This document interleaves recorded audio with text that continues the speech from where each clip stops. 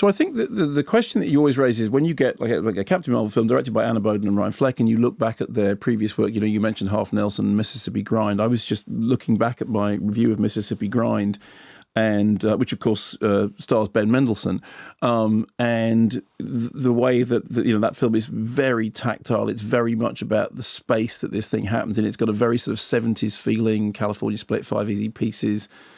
Refers to films like The Gambler and maybe even Hard Eight, actually, the Paul Thomas Anderson film. And I was just looking back and thinking it was such a profound experience, that film.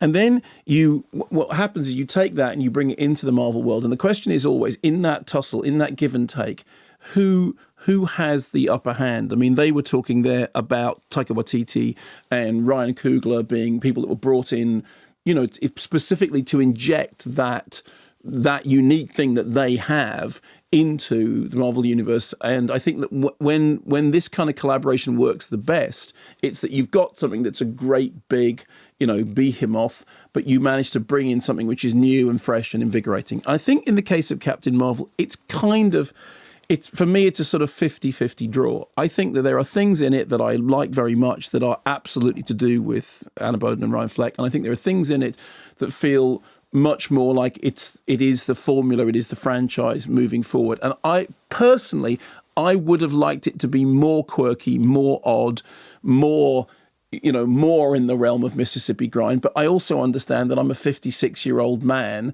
and nobody is sitting around in Marvel going, well, let's make sure that audience member is satisfied. So firstly, on the plus side, I think it's fun. I think it does have a sense of fun about it. I mean, it's interesting they're saying there about, Brie Larson training for a year and arriving exhausted, because of course she doesn't look exhausted at all. She looks like she is, combat ready. She's such a brilliant actor. And actually, if you get those kind of performances, that and Samuel L. Jackson, who's kind of, we know that he can do it. Plus, interestingly enough, when you were talking about that de-aging process, the first time I saw Samuel Jackson, I thought, wow, that's very clever. And then I never thought about it again. I just thought that is a younger version. I did think that scene was not intrusive at all. It didn't bother you at all, did it? It didn't bother me. I admired it. Yes, well, you admire it, but you don't sit there in every shot thinking, wow, doesn't Sam Jackson look young? You just think that's a younger version of Nick Fury, and that's absolutely fine. I actually thought that was special effects when they're at their best are so special that you don't notice them.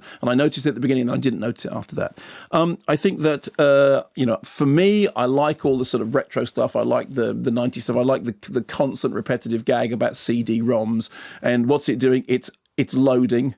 It's loading. Yes. And of course, for people of a certain age, we completely remember that if you turn the computer on and you'd give it a disc and you'd go away and, make your tea and come back and it was still thinking about whether or not to do it. So that stuff all appeals to me. The BBC still have computers like that, actually. Yeah, and every time you come in here to the BBC, you have to ask somebody what your password is because you don't know. So that stuff I found entertaining. There's also a certain kind of amount of the sort of wry retro comedy that you got, for example, in something like Guardians of the Galaxy. I think the problems are the narrative.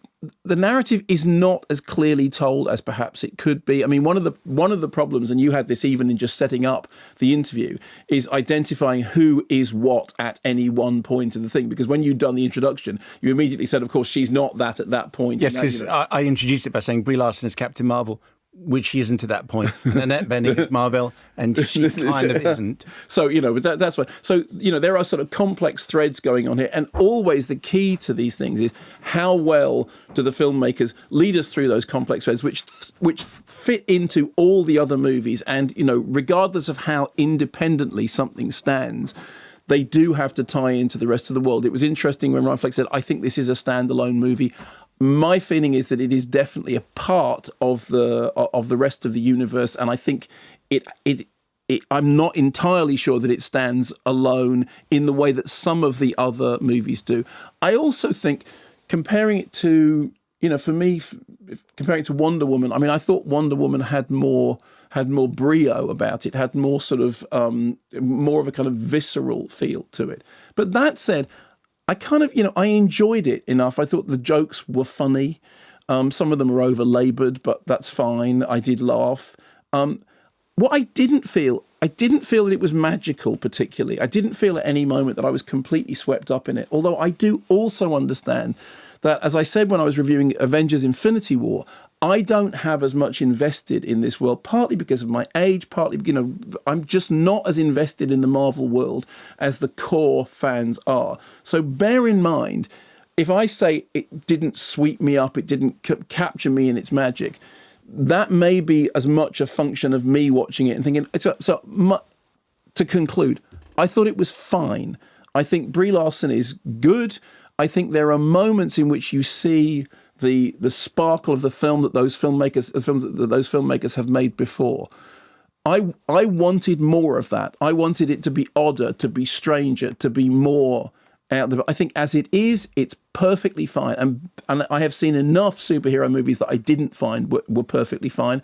So I think it's perfectly fine. But I didn't find it, I'm honest, I didn't find it much more than that. I think it is so much better. Okay, no, fine. Well, go ahead. So much better. Okay. And I thought you were going to like it a whole lot more. I thought it was joyful from start to finish. Okay. I think Brie Larson was terrific. Yeah, she is terrific. I thought the jokes were funny. I thought Samuel L. Jackson... The jokes are funny. And I always enjoy, because I'm older than you and I don't really follow all the ins and outs of it, but I like the standalone movies. I mean, Black Panther is the standout, I just thought that was sensational. And it's not as good as Black Panther, but it's not far behind.